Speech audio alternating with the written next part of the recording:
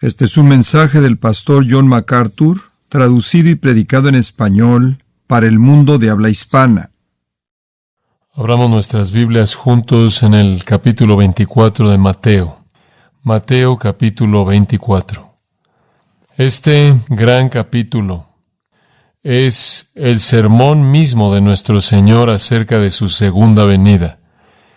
Nos presenta a detalle los acontecimientos que rodean al regreso del Señor Jesucristo saliendo de su propia boca. Qué tremendo privilegio es estudiar este gran texto. Usted sabe, la gente en nuestro mundo siempre está esperando que venga un mejor día, siempre esperando un mejor tiempo, siempre queriendo ver que se alivien las aflicciones y problemas que plagan a la sociedad humana. Pero el mensaje de la Escritura es que antes de que llegue a haber un mejor tiempo, va a haber un tiempo infinitamente peor. De hecho, la sociedad humana tiene que esperar un tiempo que va a ser más severo que cualquier tiempo que jamás han conocido. Ese tiempo es descrito de manera más bien breve en tan solo un versículo en este capítulo en particular, y quiero que lo observen en el versículo 21. Porque entonces habrá gran tribulación, como nunca la ha habido, desde el comienzo del mundo hasta este tiempo, ni la habrá. En esa afirmación tan breve, el Señor dice que el mundo espera un tiempo que será peor que cualquier otro tiempo que jamás ha conocido. Y el Señor inclusive le da un nombre, gran tribulación. Ahora, esto no es nada nuevo porque han habido otros profetas, además de nuestro Señor Jesucristo, que también han hablado de este mismo tiempo. Es un tiempo de problemas tremendos que incluyen al mundo, pero se centra en la nación de Israel. Para ver cómo los profetas de Israel hablaron de este tiempo, regresemos a Isaías capítulo 10. Isaías capítulo 10.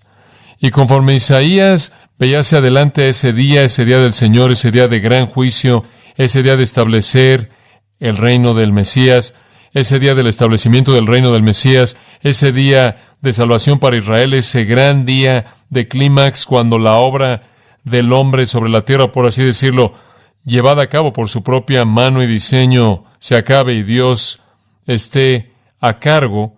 Él dice esto en el versículo 20.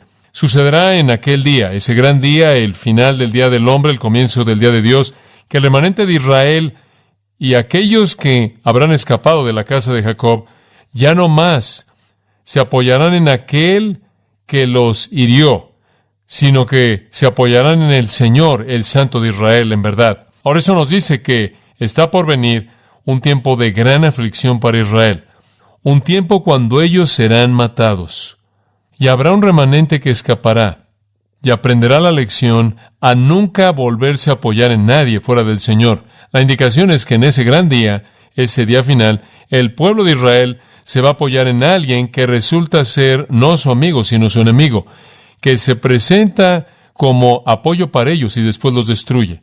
Y aprenderán en aquel día a apoyarse solo en el Señor. El remanente regresará, versículo 21 dice, inclusive el remanente de Jacob, al Dios poderoso, porque aunque tu pueblo Israel sea como la arena del mar, sin embargo, un remanente de ellos regresará. El fin definitivo decretado fluirá con justicia, porque Jehová, el Dios de los ejércitos, hará un fin definitivo. En otras palabras, en el tiempo del fin completo, en el tiempo del fin mismo, en aquel día del juicio, ese tiempo del establecimiento del tiempo de justicia del reino del Mesías, Israel va a enfrentar una traición enorme por parte de alguien en quien confiarán que resultará matarlos. Ellos van a atravesar por un tiempo de gran problemas del cual tratarán de escapar. Ahora veámoslo en las palabras de Jeremías el profeta, capítulo 30, y veamos qué otras dimensiones añade él a los principios conforme él ve este tiempo. Jeremías capítulo 30, versículo 5. Porque así ha dicho Jehová, hemos oído una voz de temblor, de temor y no de paz. Jeremías ve hacia adelante, no ve paz, él ve temblor y temor. Preguntad ahora y ved si un hombre tiene trabajo con hijo. ¿Por qué es que veo a todo hombre con sus manos sobre sus lomos como una mujer con dolores de parto? Y todos los rostros que son pálidos. El dolor humano más fuerte, el de dar a luz a un hijo sin ninguna anestesia, sin ningún cuidado, como de manera normal las mujeres lo hacían en ese entonces. En cierta manera simboliza el dolor de la sociedad en el futuro. Cuando Jeremías ve hacia el futuro, él ve, por así decirlo, en la visión profética, hombres con las manos sobre sus rodillas, por así decirlo, en un dolor agonizante de lo que está por llevarse a cabo. El mundo está en dolor, Israel está en dolor. He aquí, versículo 7 dice, porque aquel día es tan grande que no hay otro como ese. Así como fue en Mateo 24:21, este es un día como ningún otro día, ninguno como ese.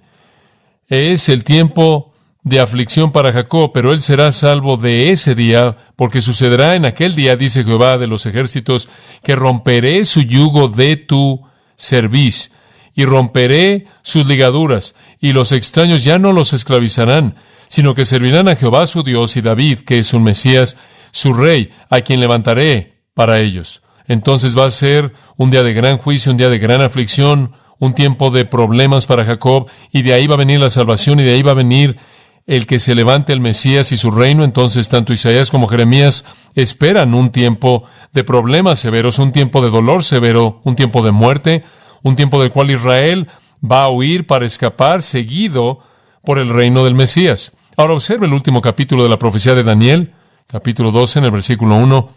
Y Daniel el profeta habla también del mismo día, y dice en el versículo 1, en ese tiempo se levantará Miguel, Miguel es un ángel, el gran príncipe, que está para los hijos de tu pueblo.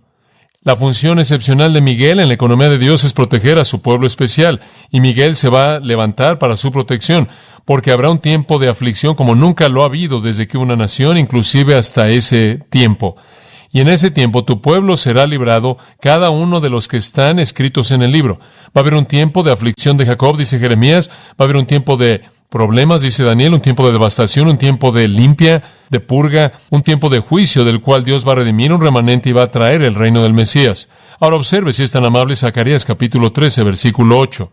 Y sucederá en la tierra, de hecho, por toda la tierra, dice Jehová, que 2 partes serán quitadas en muerte y la tercera parte quedará. En otras palabras, va a haber un tiempo en la tierra de Israel cuando 2 de 3 va a morir, y Él va a hacer que la tercera parte pase por el fuego y los refine como la plata es refinada, y los probará como el oro es probado. Invocarán mi nombre y los oiré, y diré, Él es mi pueblo, y dirán, Jehová es mi Dios. En otras palabras, un tiempo de limpia, un tiempo de purga, un tiempo de juicio, un tiempo de muerte para 2 de 3.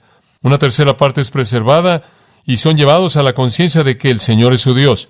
Y este, versículo 14, es el día del Señor. Es el día del Señor, es el día, dice el versículo 2, cuando las naciones se vuelven a congregar en contra de Jerusalén para luchar, y la ciudad es tomada y los caballos son matados, y las mujeres son violadas, y la mitad de la ciudad se va al cautiverio, y el remanente del pueblo no será quitado de la ciudad, y usted puede detenerse en ese punto. Ahora, permítame explicar esto de manera muy simple. Jesús dijo, viene en el futuro un tiempo diferente a cualquier otro tiempo, un tiempo de un horror increíble, indescriptible para el mundo, pero en particular enfocándose en la nación de Israel. Es un tiempo del cual Isaías habló, del cual Jeremías habló, del cual Daniel habló y del cual Zacarías habló. Entonces realmente no es nada nuevo lo que el Señor está diciendo.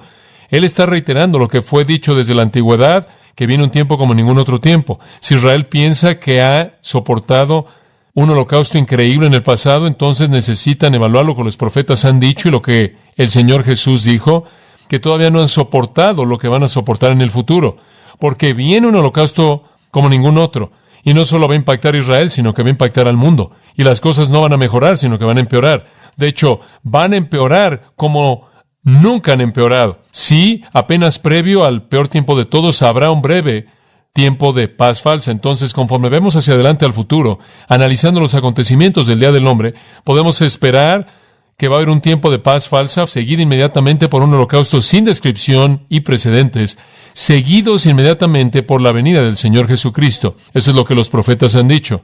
Eso es lo que Jesús dice, porque en el versículo 29 de Mateo 24, Él dice inmediatamente después de la tribulación, ¿qué sucede? El sol es oscurecido, la luna no da su luz, las estrellas caen y las potencias del cielo son sacudidas, y después aparece la señal del Hijo del Hombre en el cielo.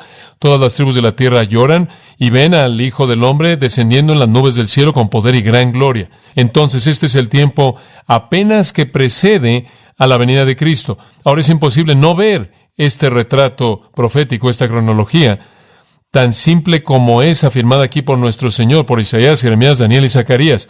Un tiempo de gran aflicción, gran problemas para el mundo, centrándose en la nación de Israel, seguida por la salvación de limpieza de Israel, la venida del Mesías, para establecer su reino glorioso y eterno. Entonces aquí Jesús está predicando un sermón relacionado con su segunda venida. Es un sermón no solo acerca de su segunda venida, la cual aparece en el versículo 29, sino también acerca del tiempo antes de eso que él mismo llama en el versículo 21, la gran tribulación. Ahora, ¿qué dio a luz este sermón? ¿Por qué él está predicando este sermón y a quién le está predicando aquí en el capítulo 24? Permítame decirle por qué. Jesús ha entrado a la última semana de su vida terrenal. El viernes va a morir. Entonces a él no le queda mucho tiempo. Él pasó todo el día en el templo. Él lo limpió el martes. Expulsó a los cambistas y a los compradores y a los vendedores y lo limpió externamente. Y una vez que lo había limpiado el martes, entonces él podía regresar ahí y no ser contaminado por él. Entonces él hizo eso. Él tomó a sus discípulos y él enseñó todo el día. La enseñanza fue pública para comenzar, conforme él le enseñó a la multitud que se había congregado en el lugar debido a la semana de la Pascua. Pero después de algo de su enseñanza, los líderes de Israel estaban enojados y entonces lo detuvieron ahí y comenzaron a hacerle preguntas. La primera de las cuales fue, ¿por qué autoridad haces estas cosas? ¿Quién te dio permiso de enseñar como estás enseñando y hacer lo que estás haciendo? Y eso lo involucró en un diálogo que siguió para el resto del día con estos líderes judíos falsos. El resultado de ese diálogo, básicamente, fue una oportunidad para que él expresara el hecho de que Dios ahora estaba haciendo un lado a Israel. Durante siglos, la nación de Israel había sido la guardiana de la palabra de Dios, la protectora de la verdad de Dios. Pero todo eso iba a cambiar, porque Dios iba a quitarles el reino y se lo iba a dar a un pueblo que era más digno que ellos. De hecho, él dijo eso en el capítulo 21, versículo 43. De una manera tan explícita como podía ser dicho. El reino de Dios será quitado de vosotros y será dado a una nación que dé frutos de él, un pueblo que dé frutos de él. Él estaba diciéndole a los líderes judíos religiosos, ustedes ya no van a ser llamados más el pueblo de Dios en el sentido nacional. Ya no van a ser guardianes de la verdad de Dios. Ahora, como aprendemos en Romanos 11, esto fue únicamente un hacerlos a un lado temporalmente, no obstante, los hizo realmente a un lado. Él les dice, el reino será dado a un pueblo que produzca frutos apropiados. Y después en el capítulo 22, recuerda, también en su encuentro con los líderes, él les dio una parábola acerca de una boda en la que un rey hizo una fiesta para su hijo en la boda y todos los invitados que simbolizan a Israel se rehusaron a venir. Y en el versículo 7 dice, cuando el rey oyó eso, capítulo 22, él se enojó, envió sus ejércitos, destruyó a esos homicidas y quemó su ciudad. En otras palabras, Dios va a entrar en juicio en contra de un pueblo que se rehusó a venir a la fiesta de bodas de su hijo. Y después en el versículo 9, él le dijo a sus siervos, id a las carreteras y a tantos como halléis, traedlos a las bodas. Y entonces un nuevo pueblo es traído para que sean los guardianes especiales de la palabra de Dios y la verdad de Dios. E Icabod, la gloria se ha ido, está escrito por un tiempo en la nación de Israel. El resumen de esto viene al final del capítulo 23, versículo 37. En el último sermón público de Jesús, su último mensaje para el pueblo de Israel, su palabra final para los líderes religiosos, oh Jerusalén, Jerusalén, tú que matas a los profetas y apedreas a los que te son enviados, ¿cuántas veces quise congregar a tus hijos como la gallina reúne a sus polluelos bajo sus alas y no quisisteis? He aquí vuestra casa os es dejada desierta, arruinada, desierta. Esa es la afirmación final de juicio para Israel por el rechazo del Mesías. Se acabó. Él los ha condenado a sus líderes, y al condenar a sus líderes ha condenado a todo el pueblo, toda la gente que sigue a los líderes. Y ahora dice, su casa queda desierta. Y Icabod, la gloria se está yendo. Dios está apartando a otro pueblo, dejando a Israel. Pero me da tanto gusto que el sermón no terminó con el versículo 38.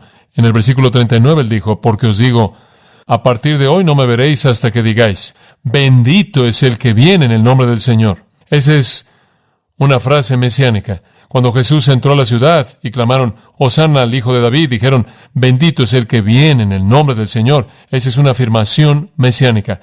Él les dice, no me volverán a ver hasta que me reconozcan como su Mesías. Eso nos da mucha esperanza, ¿verdad? Porque eso nos dice que aunque Israel es dejada desierta y aunque la nación es dejada desierta debido al rechazo del Mesías. Viene un día cuando de hecho ellos van a reconocer a su Mesías y van a decir, bendito es el que viene en el nombre del Señor. Eso es lo que Zacarías vio cuando él dijo, mirarán a aquel a quien traspasaron y llorarán por él como se llora por un unigénito. Entonces sí, la casa de Israel es desierta, pero sí hay un futuro, hay un tiempo futuro cuando ellos van a reconocer a su Mesías. Ahora usted tiene que imaginar a los discípulos en este punto porque están escuchando todo esto. Oyen el sermón, el cual devasta el sistema de religión en Israel. Ellos ven a Jesús limpiando el templo y saben que Él está llevando a un fin ese sistema malo, hipócrita. Ellos lo oyen hablando acerca de la destrucción en el capítulo 24, versículo 2. Cómo el templo va a ser destruido y cómo no va a quedar una piedra sobre otra piedra y que todo va a ser derribado. Eso es exactamente lo que sucedió. Exactamente a la letra, al pie de la letra. Y entonces lo ven que entran con todas estas afirmaciones acerca de devastación y destrucción. ¿Les molesta esto? Realmente no. Porque como señalamos en nuestro estudio previo, recordará usted que si algún discípulo era un estudiante de la Escritura, él sabría que en el gran reino del Mesías iba a haber un nuevo templo, el templo de Ezequiel 40 al 48, ese templo glorioso. No este templo construido por un no judío, un rey idumeo llamado Herodes, sino un templo que tenía las cualidades de ese templo glorioso visto en Ezequiel 40 al 48. Entonces, ellos no habrían tenido un problema con que él derribara el templo. Ellos no habrían tenido un problema con que él devastara la religión hipócrita. Los profetas dijeron que eso iba a pasar. Los profetas dijeron que la nación tenía que ser purificada. Entonces, cuando oyen a Jesús decir, este templo va a ser derribado y no me van a volver a ver hasta que digan, bendito es el que viene en el nombre del Señor. Su idea es que va a derribar ese templo rápidamente y va a regresar en su presencia mesiánica plena para establecer su reino, porque ellos no veían espacio alguno entre la primera y segunda venida. Los profetas del Antiguo Testamento no delinearon una primera venida, mucho tiempo, y después una segunda venida. Ellos simplemente presentaron todo de una vez. Esa es la razón por la que el tiempo entre la primera y segunda venida es conocido como un misterio, no revelado en el Antiguo Testamento. No vieron que había una primera venida, regresar al cielo, miles de años después una segunda venida. No, lo vieron todo de una vez. Su escatología decía, el Mesías viene, el Mesías juzga a sus enemigos y a los impíos, el Mesías limpia Israel, él limpia el templo, él congrega a los elegidos y él establece su reino. Y entonces podían ver todo esto sucediendo en días o semanas. Y yo creo que al final del capítulo 23 y al final de este sermón, ellos tenían una esperanza más grande del reino de lo que jamás habían tenido en toda su experiencia con Jesús, porque lo han visto llegar montado a la ciudad, oyendo los aleluyas y los hosanas, y bendito es el que viene en el nombre del Señor, de la multitud. Los niños en el templo le habían dicho a él al día siguiente, y ahora él ha limpiado el templo, y él ahora habla de derribarlo, y él habla de venir en su presencia plena como el Mesías, y ellos creen, yo creo, más de lo que jamás antes habían creído, que momentáneamente todo se va a desatar, y ellos no entienden que va a haber un periodo largo de tiempo. Entonces, en emoción y en expectativa, versículo 3, ellos ahora se han ido del templo, y solo queda Jesús con los discípulos en privado, dice. Han ido a la cumbre del Monte de los Olivos, camino de regreso a Betania, en donde se están quedando con Lázaro y su familia, y hoy se detiene en la cumbre del monte, se siente y le dicen, ¿cuándo serán estas cosas? Y usted puede apenas percibir la expectativa tremenda que esto tiene que venir muy rápido por lo que han visto en esa semana. Todo está cumpliéndose. Vieron al precursor, Juan el Bautista, después vino el Mesías.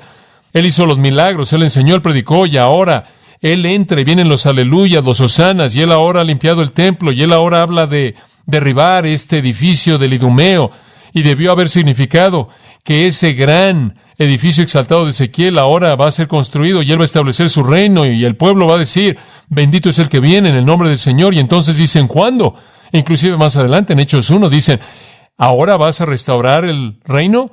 Ellos creían que era momentáneo y no solo preguntan cuándo, sino en el versículo 3, ¿cuál será la señal de tu venida? La palabra venida, parousia, significa presencia. No quiere decir que ellos pensaban que él se iba a ir y que iba a regresar. Esto quiere decir que ellos pensaban que él vendría en su presencia plena. Parousia es presencia, la presencia plena de la gloria mesiánica. ¿Cuál es la señal de tu presencia y el fin de la época del hombre? ¿Qué debemos esperar? ¿Va a venir un ángel del cielo con una trompeta? ¿Qué es? ¿Es una reconstrucción cataclísmica del templo sobrenaturalmente? ¿Es que vas a derribar el templo? ¿Qué es? ¿Cuál es el acontecimiento que señala tu venida en presencia plena? Ahora, con esa pregunta, el Señor entonces predica el mensaje acerca de su venida. Y Él les da cosas que esperar, las señales que esperar. Y no para ellos, porque ya habrán muerto, sino a todos los que van a leer la Escritura. Y comenzando en el versículo 4, tenemos las señales de la segunda venida. las señales de la segunda venida. Ahora, quiero añadir como una nota a pie de página aquí para que no se confunda, que el rapto de la iglesia no se explica en ningún lugar en Mateo 24:25. Eso no está aquí. Esperamos más adelante un entendimiento más pleno de eso. Este es un mensaje dado en el contexto de esos judíos acerca de la segunda venida de Cristo. El rapto es un tema que se presenta en las epístolas. Vamos a tratar con eso más adelante. De hecho, probablemente en este estudio en algún punto vamos a insertar algunas cosas de eso. Pero Él les está dando una descripción del tiempo de la segunda venida y las señales que llevan a ella. Ahora Él comienza en el versículo 4, dándoles una serie de señales generales que la gente que esté viva en la época futura debe esperar. Él no les dice qué tan futuro está. Él no les dice porque todo creyente siempre ha vivido con un sentido de inminencia, que Cristo puede venir en cualquier momento. Entonces Él no les dice en algún tiempo dado, Él simplemente dice señales. Ahora, por favor, observe, la primera señal es engaño, versículo 4, muchos vendrán y engañarán. Y el versículo 5 dice la misma cosa. La segunda señal es disensión, guerra, rumores de guerra y demás. Versículo 7, nación levantándose contra nación, reino contra reino. En tercer lugar, devastación, hambres, terremotos. La cuarta es profanación. Versículo 9, van a entregar a los santos. Quinta, deserción. Muchos de ellos van a ofenderse y van a traicionarse el uno al otro y se van a aborrecer unos a otros y demás. Y la final es declaración, versículo 14, la predicación mundial del Evangelio del Reino. Entonces Él dice, esperen el engaño, la disensión, devastación, profanación, deserción y declaración. Esas son las señales. Y cubrimos esas a detalle y les mostré cómo son un paralelo de Apocalipsis 6 al 19. Ninguna de estas sucedieron en la época de la iglesia.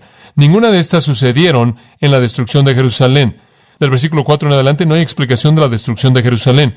Es absolutamente algo que no está en el texto. Y eso es sorprendente porque leí unos 12 comentarios esta semana. 11 de ellos meten la destrucción de Jerusalén ahí en algún lugar y el otro no está seguro. No hay referencia a la destrucción de Jerusalén aquí en el 70 después de Cristo. Esto es futuro, previo a la venida del Señor Jesucristo. La destrucción de Jerusalén fue un juicio para su propia época, por su propia razón, para la gente de esa época. No es el fin del siglo, no es la señal de la venida del Mesías, eso es futuro. Entonces, todas estas 6 cosas marcan el tiempo final. Y le mostré la clave de eso, versículo 8. Obsérvelo.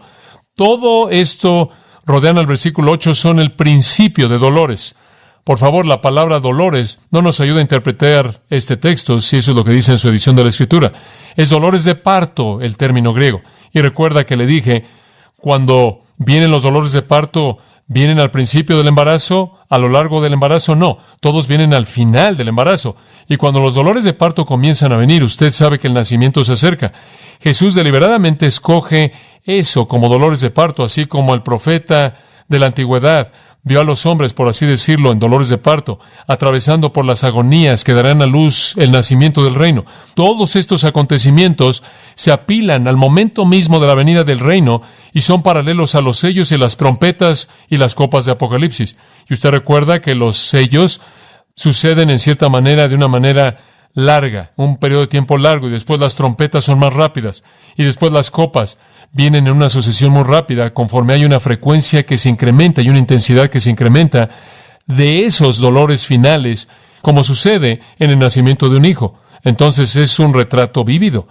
Entonces todas estas cosas no tienen nada que ver con el rapto de la iglesia. No tienen nada que ver con la destrucción de Jerusalén. Tienen que ver con el tiempo de la tribulación y conforme se aceleran los acontecimientos dolorosos que dan lugar al establecimiento del reino del Mesías. Entonces Él les da este panorama general, de cosas generales. Pero Él sabe que eso no es realmente lo que están preguntando, porque su pregunta fue, ¿cuál es la señal? ¿Cuál es ese acontecimiento que dice que sabemos que aquí estamos? Porque podremos ver guerras, y podremos ver engaños y engañadores, y podremos ver a desertores, y podremos ver que el Evangelio está siendo predicado. Esto, inclusive, podemos verlo en la actualidad. Podrán haber muchas cosas que vemos. ¿Cómo sabemos que ya es el momento? Entonces Él dice, muy bien, les voy a dar una señal que echa a andar todo. Y en el versículo 15 Él dice, cuando por tanto veréis, deténgase ahí por un momento, cuando veáis esto, al final del versículo 15, más vale que entiendan. Entonces Él les ha dado algunas señales generales, los dolores de parto que resultan en el nacimiento del reino. Pero Él les da aquí el gatillo que echa a andar todo. Este es un versículo absolutamente fabuloso. Y no vamos a pasar de este versículo porque está tan lleno de verdad. Y ni siquiera lo vamos a agotar en esta mañana. Pero es un versículo clave para entender esta transición de lo que él acaba de decir hasta el 14 a lo que él va a decir del 15 al 31. Es muy, muy clave. Ahora, cuando ustedes que estén vivos en ese día, y él usa el vosotros profético como lo señalamos en nuestro último estudio, cuando ustedes que estén vivos en este día vean esto, saben que están en la tribulación.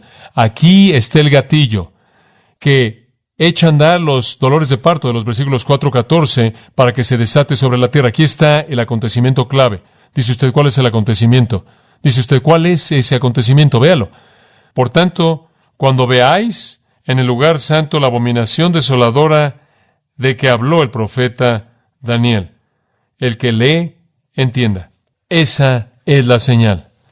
Ahora, regresemos a Daniel 11. Quizás voy a entrar en mayor profundidad en esto para que pueda entender a dónde vamos. Ahora, en Daniel 11 conocemos una personalidad muy importante. La llamamos el anticristo. Él es llamado aquí el rey voluntarioso, el rey que hace lo que quiere, que no considera el deseo de las mujeres ni a ningún dios. Él se exalta a sí mismo sobre todos, versículo 37, y su patrimonio será los honores. Él honra al Dios de las fortalezas, el Dios del poder y demás. Y esta es una descripción del gran anticristo, el gran rey voluntarioso que hace lo que quiere, que él manifiesta su odio hacia el Dios verdadero y a su Cristo, y él establece su propio poder y su propia fortaleza. Y lo que sucede si usted une el retrato bíblico es que en Daniel 2 vemos que habrá en el tiempo final un levantamiento del Imperio Romano antiguo. La forma final del Imperio Romano tiene 10 dedos, y Roma es reconstruida en términos territoriales. El antiguo Imperio Romano ocupaba la Europa occidental y parte de la Europa oriental también, claro, pero en la nueva forma final, el Imperio Romano, el cual es aplastado por la venida del Mesías, se manifiesta en esta gran imagen. La forma final de 10 dedos, esta representación de 10 dedos del Imperio Romano, la cual es aplastada por el Mesías, quien es llamado la piedra no cortada por manos. Entonces el Mesías viene y aplasta una confederación final de 10 naciones, la cual es como el Imperio Romano antiguo. Pero eso va a suceder a partir de ese sistema. De acuerdo con Daniel y de acuerdo con el libro de Apocalipsis, a partir de ahí se va a levantar un gran líder. Y este hombre se va a levantar de esa confederación europea y él se va a volver el Salvador para Israel. Él va a ser aquel que es el protector de Israel. Van a hacer una alianza con él, como lo veremos en un momento, para su propia protección en contra de la alianza árabe-rusa, la cual vendrá en una forma final, como Ezequiel 38 la describe, y viene en contra de ellos.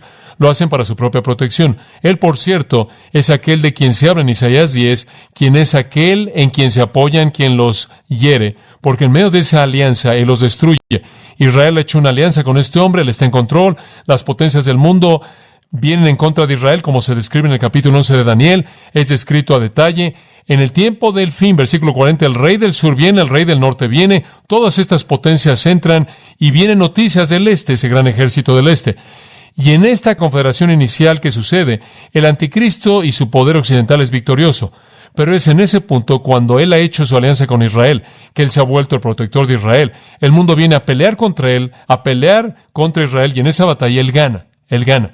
Y cuando él gana, él entonces comete la abominación desoladora, como veremos en Daniel. Ahora regresemos a Mateo y vamos a retomar todo esto y vamos a verlo como un todo. En Mateo capítulo 24, únicamente estamos viendo este versículo, el 15, cuando veáis la abominación desoladora. Ahora, ¿qué es abominación?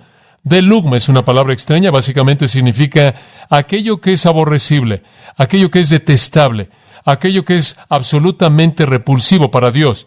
La palabra es usada primordialmente para hablar de cosas asociadas con la idolatría. Es usada en Apocalipsis 17, 4 y 5 de las abominaciones del sistema religioso falso conocido como Babilonia de misterio, la prostituta, la ramera. Es usada en Apocalipsis 21, 27, en donde habla del hecho de que en el cielo final no habrá nada abominable, nada que sea repulsivo para Dios. El Antiguo Testamento predominantemente la asocia con la idolatría y los artefactos y las actividades y los ritos y rituales y ceremonias e ídolos que van de la mano con la idolatría. Entonces es una palabra que básicamente tiene que ver con dioses paganos, ídolos que son detestables al Dios verdadero. Ahora, observará que hay una forma genitiva aquí en el griego. Es la cosa detestable que desola, que arruina, que profana. Entonces va a venir un gran acontecimiento en el futuro de Israel en el cual habrá un acto idólatra que es algo abominable para Dios, que es algo detestable para Dios y que causará la ruina y la destrucción y la devastación del lugar santo. ¿Lo ve usted ahí? El lugar santo. Ahora, ¿Qué es el lugar santo? Algunas personas dicen la tierra, algunas personas dicen la nación, el pueblo. Bueno, algunos dicen la ciudad de Jerusalén. ¿Qué es el lugar santo? En Hechos 21-28 dice, creo de manera muy simple, lo que es. Aquí Pablo regresó a Jerusalén después de sus viajes en el área gentil. Él quería reafirmar su compromiso con los judíos. Él quería que supieran que él no era un traidor para ellos en ningún sentido. Entonces él fue al templo y atravesó por un ritual de purificación con algunos de sus amigos judíos. Y cuando él estuvo ahí, habían unos judíos de Asia que lo habían conocido ahí y sabía que él predicaba el evangelio. Entonces comenzaron ahí un tumulto y esta fue su acusación en contra de Pablo en el versículo 28 de Hechos 21. Hombres de Israel, ayuden. Este es el hombre, esto es Pablo, es el hombre que enseña a todos los hombres en todo lugar en contra del pueblo y la ley y este lugar. Y además ha traído a griegos al templo y ha contaminado este lugar santo. Y no puede significar nada más que el templo. No puede significar nada más que el templo. Y no ve alguna razón para que signifique algo diferente de eso en el versículo 15 de Mateo 24. Es el templo, el lugar santo. Eso no es nada nuevo para nosotros. El Antiguo Testamento lo llama el lugar santo. Estaba el lugar santo y después estaba el lugar santísimo, claro. Pero el lugar entero era llamado lugar santo, es el lugar apartado para Dios, es un lugar específico. Entonces creo que de manera muy clara indica el templo. Y sucede cuando es establecido en el templo que hay algo detestable para Dios que devasta, arruina y profana ese templo. Ahora dice usted, bueno, ¿cómo sabemos lo que es esto? Bueno, nos ayuda, nos da una clave en el versículo 15, ¿la ve ahí? Esa es la abominación desoladora, no solo cualquier abominación, no solo cualquier acontecimiento, sino la que fue hablada por Daniel el profeta. Ahora lo único que tenemos que hacer es regresar y descubrir lo que Daniel dijo. Veámoslo. Capítulo 11.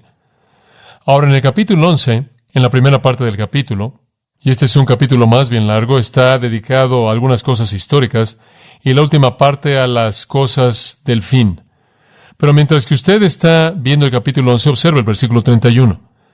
Y aquí en el versículo 31 tenemos una descripción muy, muy vívida de una persona histórica interesante. Y por cierto, no sé si algún comentario bíblico que he leído, no importa cuál sea su punto de vista de la profecía, jamás ha interpretado esto de otra manera, por lo menos ningún erudito de reputación, fuera de una referencia a una persona histórica llamada Antíoco Epífanes. Él fue un rey sirio que básicamente reinó de alrededor del 175 al 165 antes de Cristo. Él se llamó a sí mismo Epífanes, lo cual significa el grande. Él no era una persona muy modesta, entonces se llamó a sí mismo Antíoco Epífanes, Antíoco el Grande. La gente lo llamó Antíoco Epímanes, lo cual significa maníaco. Entonces, supongo que no lo llamaron así de frente, pero así lo llamaban.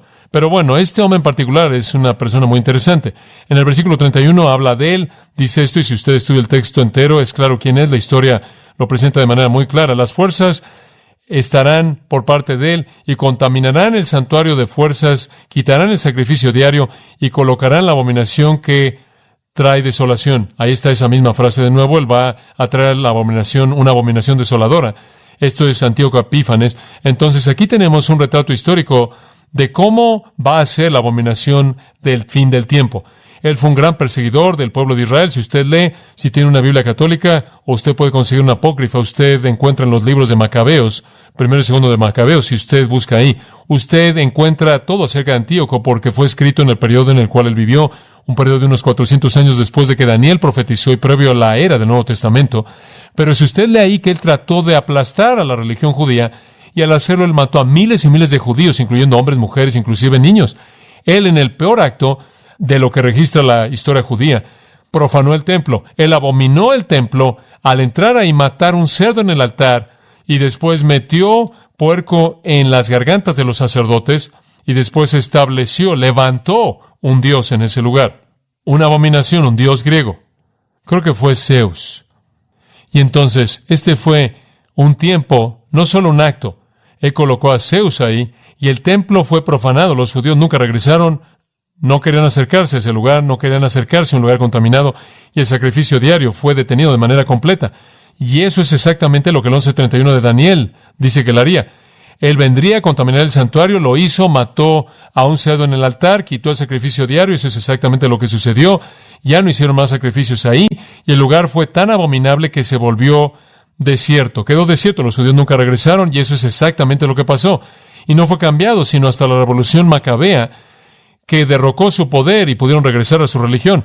Ahora, ese sacrilegio cometido por Antíoco Epífanes en el segundo siglo antes de Cristo es una probada y un anticipo del tipo final de sacrilegio que será cometido en el tiempo del fin.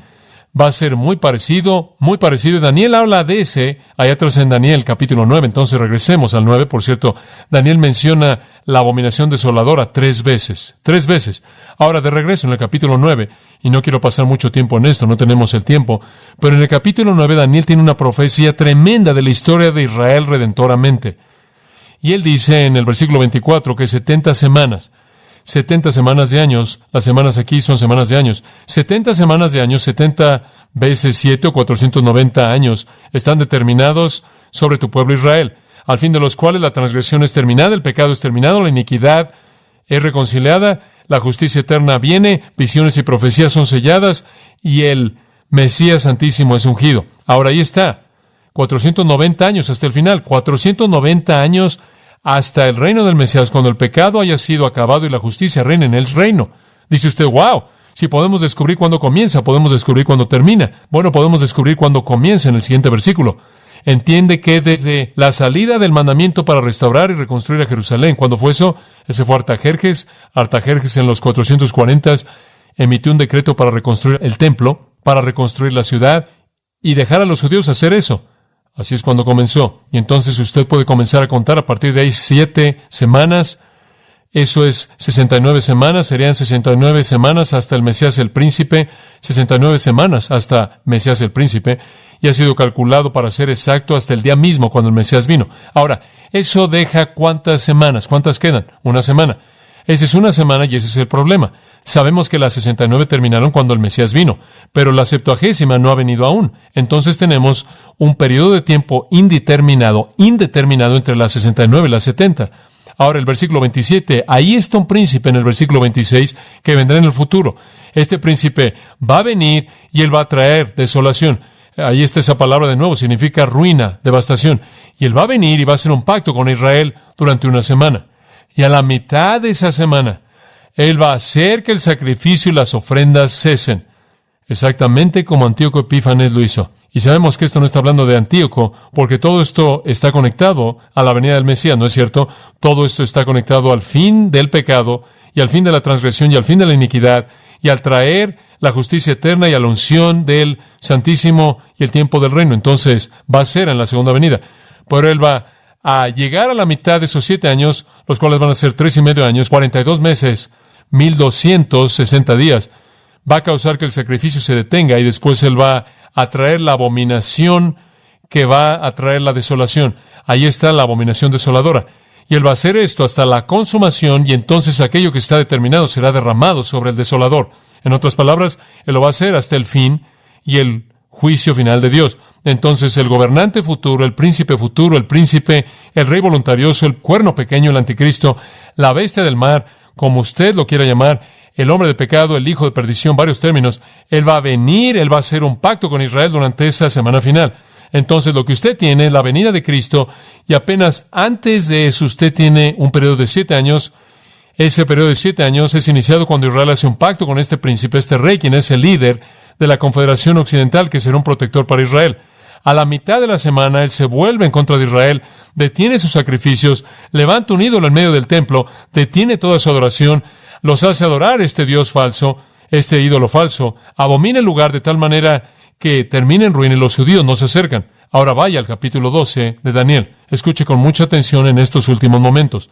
En Daniel capítulo 12, versículo 11, por favor, él lo vuelve a mencionar. Desde el tiempo de que el sacrificio diario se ha quitado, ahí está la abominación desoladora, y la abominación que causa desolación es establecida. Observe ahí, es establecida, no sucede en un momento, se vuelve permanente. Esa es la razón por la que Mateo 24:15 dice, será establecida en el lugar santo. No es algo momentáneo, es algo establecido ahí. Lo que es una abominación que arruina el lugar y es hecha permanente ahí, se queda ahí. Entonces, desde el tiempo en el que el sacrificio diario es quitado y la abominación desoladora es establecida, habrán 1290 días. Dice usted, espera un minuto, desde el momento de la mitad, 1290 días, esos son 30 días más de los 3,5 años. ¿De dónde salieron los 30 adicionales? Apocalipsis 12:6 dice que habrán 1260 días. Daniel dice 1290 días. ¿Por qué la diferencia? Creo que la mejor explicación es que es en esos 30 días después de que la tribulación ha terminado, que el Señor, cuando Él venga al Monte de los Olivos, como dice en Zacarías, crea un gran valle en el cual todas las naciones del mundo son congregadas y juzgadas. Y yo creo que Daniel nos ha llevado 30 días más para darnos ese tiempo en el cual se llevará a cabo el juicio de las naciones descrito en Mateo 25, conforme el juicio de las ovejas y los cabritos se lleva a cabo, en el cual todas las personas que todavía estén vivas en la tierra al final de la tribulación estén congregadas para que sean juzgadas por el Señor, para determinar si van al cielo o al infierno. Y es en ese periodo de 30 días, el cual vemos aquí en Daniel, que es añadido al texto de Apocalipsis. Además, vea el versículo 12. Bienaventurado es el que espera y llega a los 1335 días. Ahora tenemos 45 días más. La gente bienaventurada va a durar 45 días más. Digo, si usted está ahí, entonces la implicación aquí es que un juicio ocurre en el periodo de 1290 días, y eso es lo que creo que está siendo descrito. Hay un periodo de 30 días ahí, durante el cual ese juicio de las naciones se lleva a cabo. Bienaventurados son aquellos que entran a los siguientes 45 días. ¿Qué es eso? Creo que el siguiente periodo de 45 días, que llega a ser 1335, es un tiempo de transición para el establecimiento del reino. El Señor establece su trono en Jerusalén, el Señor nos establece en lugares para gobernar, en lugares de representación, como emisarios por todo el mundo, y Él establece su reino. Comienza a traer a las naciones a Él, comienza a diseminar las reglas y los principios para el milenio mesiánico, y ese es el periodo de 45 días. Entonces Daniel ve la abominación desoladora. Después Apocalipsis nos lleva a 1260 días al fin de la tribulación, 30 días más para el juicio de las naciones, 45 días más para el establecimiento del reino milenial, y de ahí al reino. La profecía es tan explícita. Pero lo que dispara todo eso es la abominación desoladora, la profanación del lugar santo. Ahora dice usted, bueno, muy bien, entiendo eso, ¿pero qué es? Permítame mostrarle lo que es. Vaya al capítulo 13 de Apocalipsis. Y esto es tan específico como puede ser afirmado. Apocalipsis 13. Debemos darle un título por este mensaje esta mañana, hombre. Ahora en Apocalipsis 13 conocemos al anticristo. Él es la bestia y él se levanta. Y dice en el versículo 5 de Apocalipsis 13, y se le dio una boca que hablaba grandes cosas y blasfemias, y poder se le dio para continuar 42 meses. Ahí están esos mismos 3.5 años. Él solo va por 1260 días, 3.5 años, 42 meses. Él no dura más allá de eso. Ese es su periodo de tiempo. Ese periodo de 30 días es un tiempo después de que la tribulación ha terminado. Entonces, por 42 meses, él blasfema. Como puede ver, él comienza con este pacto agradable de paz. Él hace un pacto. A la mitad él comienza su blasfemia. Él comienza a blasfemar a Dios. Él abre su boca, versículo 6, y blasfema en contra de Dios. Él blasfema su nombre, su tabernáculo y todos aquellos que moran en el cielo.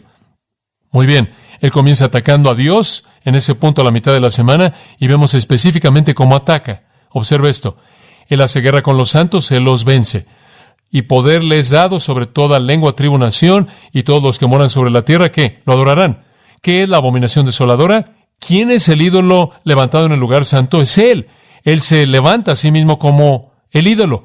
Él se levanta a sí mismo como el objeto de adoración mundial. Y después, comenzando en el versículo 11, usted conoce a su compañero, el falso profeta, que es otra bestia. Él viene y hace grandes señales y milagros. Al final del versículo 14, su trabajo consiste en llevar al mundo a adorar a la imagen de la bestia. Él da poder a la imagen, versículo 15, de tal manera que puede hablar y demás. Con toda la robótica que tenemos en la actualidad, eso ni siquiera sería un problema. Podría ser tan maravilloso que no sabríamos si de hecho fuera un ser humano. Después, de nuevo, podría hacerlo. Quién sabe qué cosas satánicas pueden salir de este tipo de situación. Pero Él hace que el mundo entero adore. Y aquellos que no lo adoraron, aquellos que no adoraron a la imagen de la bestia, van a ser matados. Ahora, ahí está la abominación. Antíoco Epífanes establece un dios griego. Este va a levantarse a sí mismo. Ahora usted entiende lo que está pasando. Conforme llegamos hacia el fin de la historia humana, Israel va a estar más y más en una posición vulnerable. Y para protegerse a sí mismos de ese holocausto que no quieren que suceda, van a alinearse con una potencia occidental europea aparentemente amigable, encabezada por un príncipe, un líder, un gran líder, un líder atractivo. Este líder en particular va a ser su fuerza, va a ser su apoyo, su ayuda. El mundo va a venir en contra de él. Israel en un punto de su odio hacia Israel. Él los va a derrotar y en ese momento él va a mostrar su corazón real y él también va a apoderarse de Israel. Él va a profanar su lugar santo. Ahora, habiendo derrotado al mundo y habiéndolos tenido a todos a sus pies, Él se levanta a sí mismo para ser adorado. Él se vuelve ese Dios de todos dioses que el mundo debe adorar y establece la abominación desoladora. A partir de ese momento que Él establece eso y el sacrificio diario, el cual será en el templo reconstruido en ese entonces, se va a detener eso y el pueblo judío ya no se acerca a ese lugar. A partir de ese momento, la gran tribulación comienza. Dura 42 meses, 1260 días, 3.5 años seguidos por un periodo de 30 días de juicio y un periodo de 45 días de transición al reino milenial.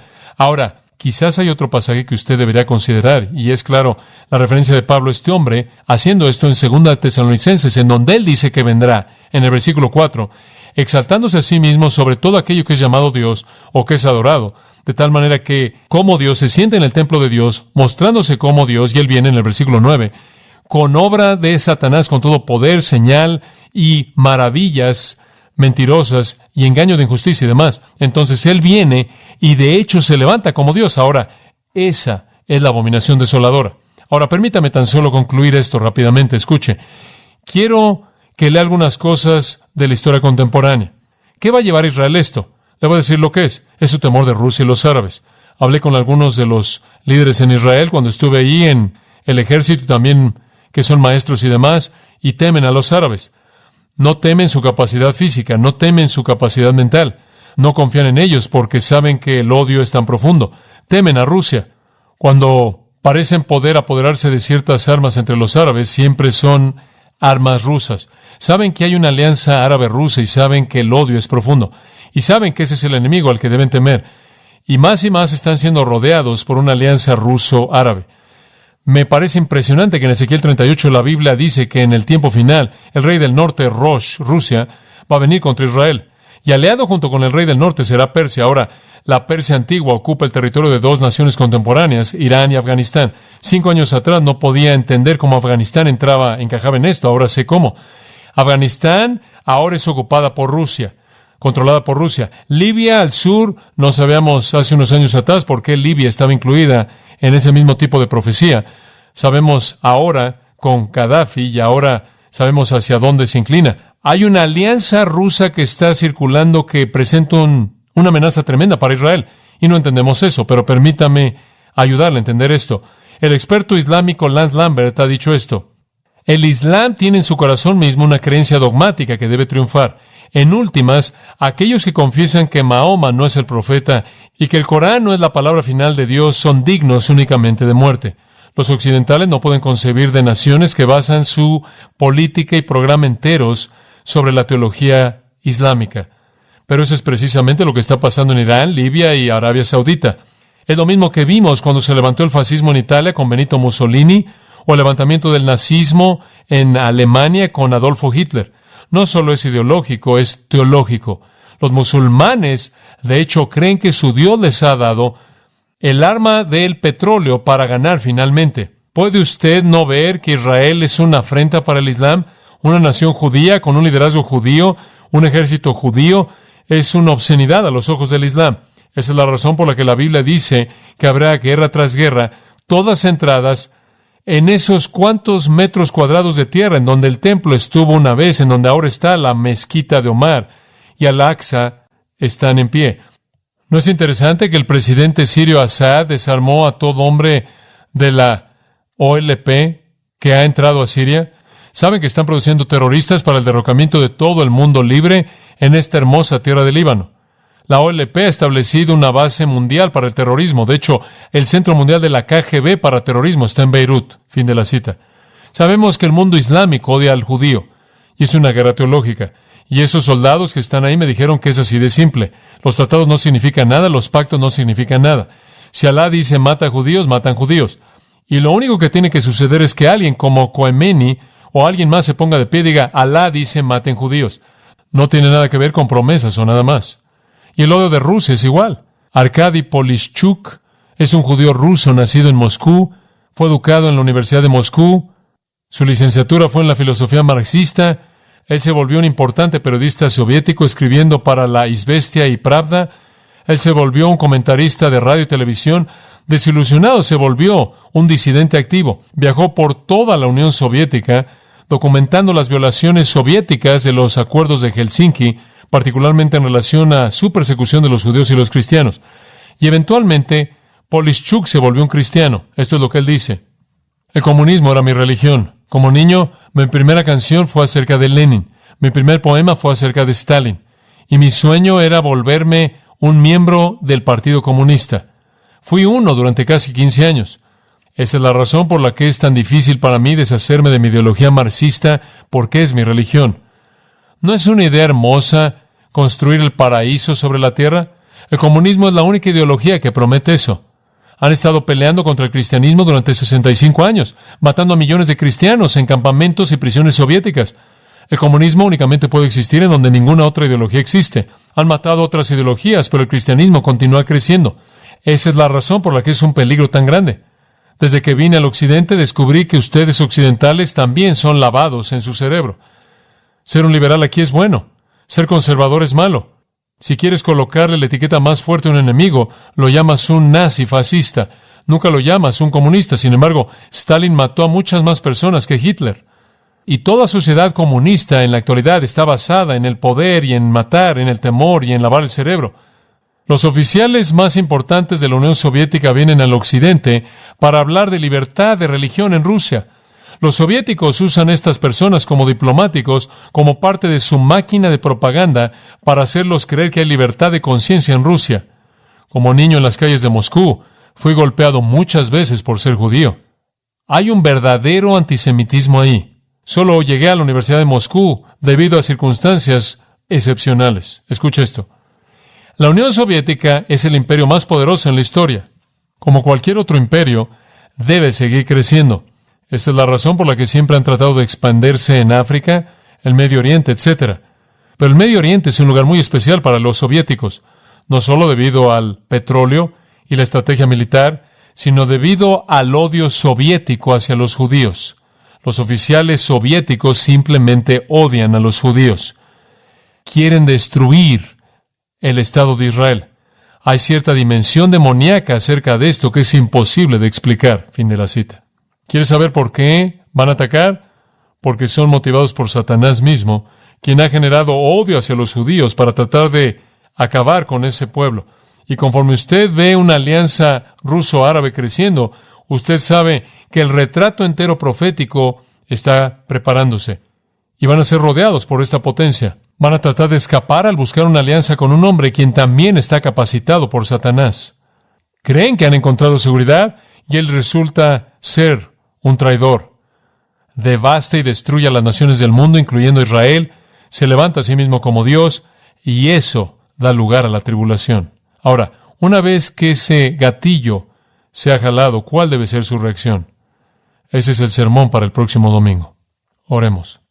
Permítame tan solo decir esto, y gracias por darme un momento adicional esta mañana para terminar esto, pero antes de que terminemos con una oración final, solo quiero que se queden ahí en donde están por tan solo un momento y muestren cortesía a los que les rodean, que puedan estar distraídos. Solo quiero que se den cuenta de que, habiendo dicho todo esto, es importante que usted en su propio corazón esté preparado para enfrentar el futuro. Y eso solo puede ser hecho mediante la fe en Jesucristo. Estos son pensamientos que deben calibrar nuestras prioridades para el día en el que vivimos. Y espero que ese enfoque calibrado primero sea su relación con el Dios vivo mediante Cristo. ¿Y qué está haciendo con su tiempo y talento y en dónde está invirtiendo su vida en los días venideros para la gloria de Dios? Usted ha escuchado a John MacArthur, maestro bíblico de Gracia a Vosotros. Para más información y acceso gratuito a todos los mensajes de John, así como una lista de libros incluyendo la Biblia de estudio, visite la página web en gracia.org. Gracia a Vosotros y el pastor John MacArthur se reservan toda protección y derecho de autor bajo la ley que esté vigente. La información de derecho de autor está disponible en gracia.org, que incluye instrucciones para limitar la duplicación de este archivo digital. Gracia a Vosotros es una organización sin fines de lucro, dedicada a desarrollar recursos desde las enseñanzas del pastor John MacArthur, las cuales ofrecen la verdad de las Escrituras. Por otra parte, su apoyo en oración y sus donaciones al ministerio nos ayudan a lograr este propósito para equipar a miles de personas de habla hispana. Si desea hacer una donación o ofrenda, puede hacerlo utilizando su tarjeta Visa, Mastercard, Discovery o American Express, ingresando a gracia.org, y si vive en Estados Unidos o Puerto Rico, también puede llamarnos al 1-866-5-GRACIA, esto es, 1-866-547.